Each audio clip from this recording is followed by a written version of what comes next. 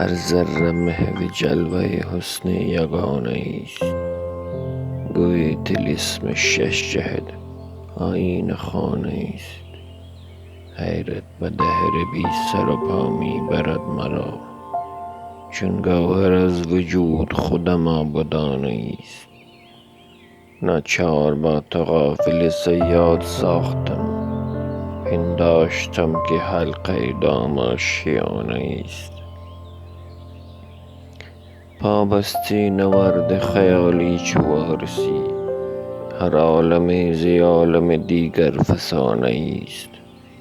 خودداریم به فصل بهار آنان گسیخت، گلگون شاخی را رگ گل تازیانه است.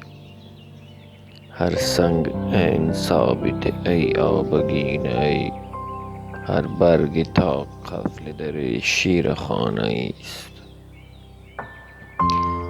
هر ذره در طریق وفای تو منزلی، هر قطره از محیط خیالت کرانه است. در پرده تو چند کشم ناز عالمی، داغم ز روزگار و فراقت بهانه است.